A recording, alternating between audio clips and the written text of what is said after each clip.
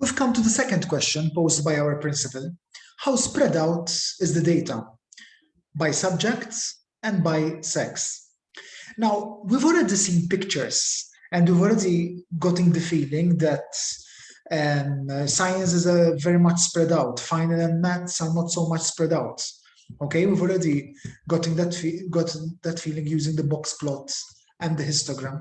All right, but obviously a picture gives you intuition, but does not give you a precise answer. So the goal here is to make this question precise. And to do that, we need to define the mean and the standard deviation. Okay, so once again, I'm going to take small numbers as that small sample size that we were working with before. I'm going to still keep working with this. And first, I teach you the technique, and then I teach you how to apply it to our own data. Okay, so let's start. The mean. Now, the mean is a measurement of location. All right, it's like where is the sort of the center of the data. All right, and it is a type of average. We have other types of average like median, like mode. All right, you might tell me, why do we have so much averages, right? When I mean mean would be enough, it seems. And then also why is the mean the most popular? All right, I mean, here we were using the median when we're finding the outliers. Now I'm reverting to the mean. This answer will become clear later on when we discuss normal distribution, skewness, etc. And the answer is that yes, sometimes the mean is not the appropriate one. But if we're going to use the normal distribution, which I will explain later on, that bell-shaped curve, the mean is, let's say, one of its children. So we need to deal with the mean. Okay, now we need to make a distinction between population mean and sample mean. All right, in our case, this data set is just a representation. This is just a sample representation. We have just 50 students. But as I said, what if we have 200 students in the school? Okay, so this is a sample. But let's say you know the entire population. You have 200 data points. Okay, so we will see the distinction between the two. Luckily, when it comes to mean, the distinction is only in the symbol. All right, the calculation is exactly the same. So let's tackle the calculation first. Let's get it out of the way. How do we calculate mean? Well, the mean is just you add everything up. So this ugly creature here is telling you add all your numbers from I equals 1 to n. So in this case, we have 5 numbers. So add the first number, the second number, the third number, the fourth number, the fifth number. I will start from 1 and finish at 5 because I have 5 numbers.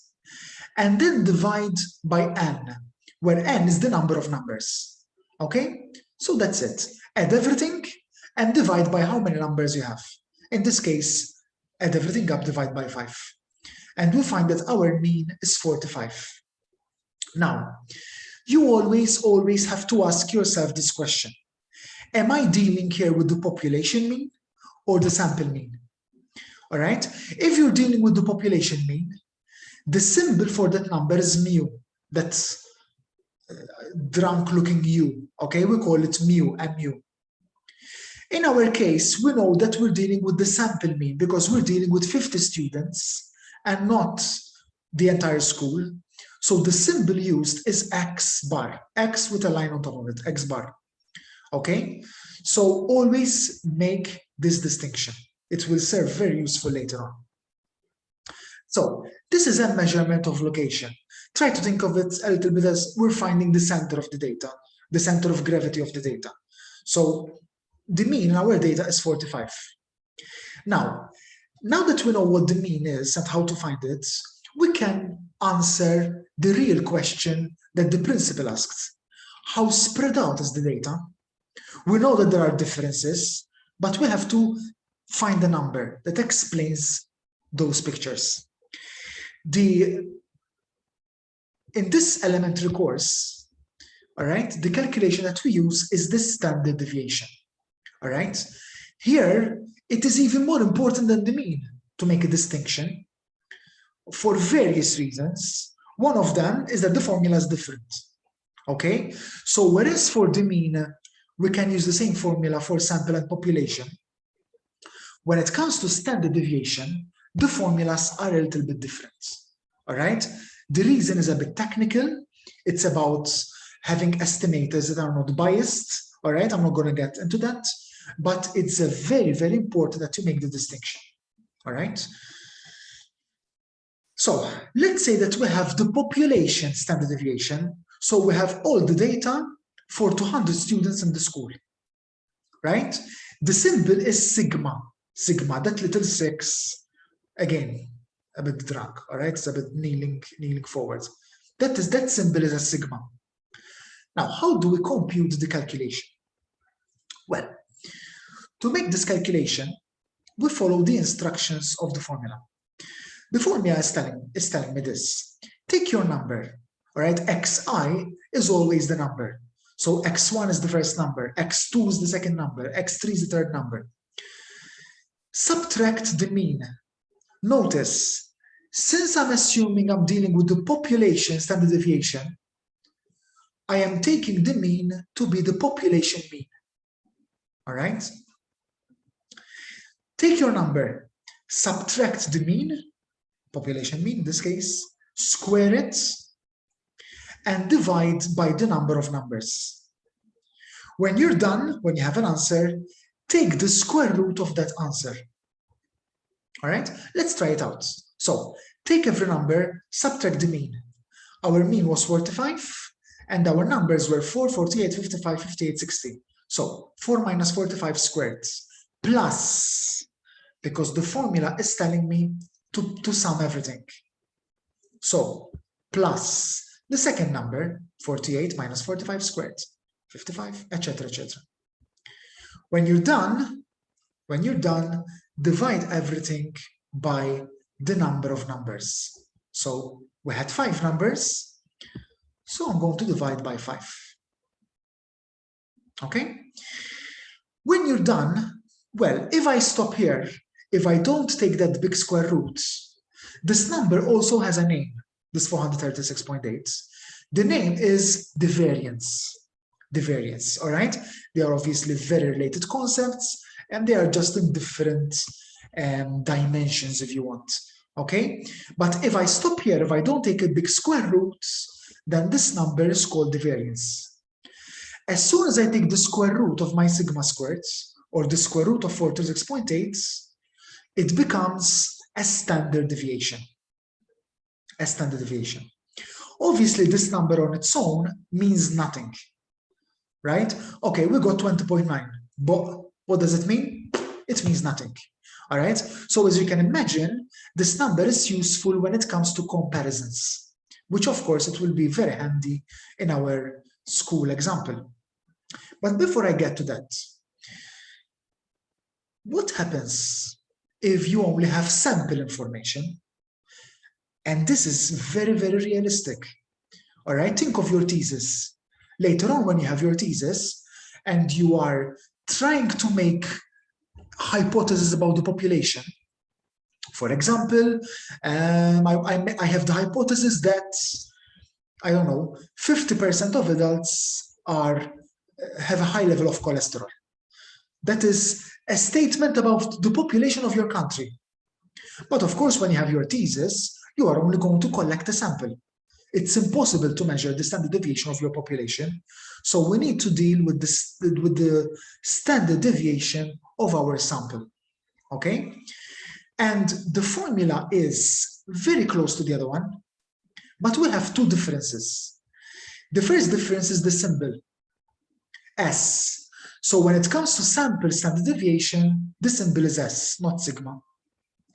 The second important distinction is that we're dividing by n minus 1, not by n, okay? So in this case, to calculate the sample standard deviation, you would divide by, stop the video here, exactly, you would divide by 4. We have 5 numbers, minus 1 is 4. So you would compute, that's why I did not do it, because it's the same. you would compute exactly the same thing, but divide by 4 and not by 5. And then if you want the standard deviation, you take the square root. Okay? So that is as far as procedure is concerned. Now let's look at our own beloved school. All right? So I have done these already for you. All right? I have found the mean for maths, English, science, and the final, and the mean for males and females, because the principal wanted to see if there is a difference. Then I have found the standard deviations. All right? And this is a sample standard deviation, because obviously we had 15 data points, not the entire school. So this is S and not sigma. Okay? Notice something. Maths and final are pretty much lower than English, which is pretty much lower than science. Is this what we expected?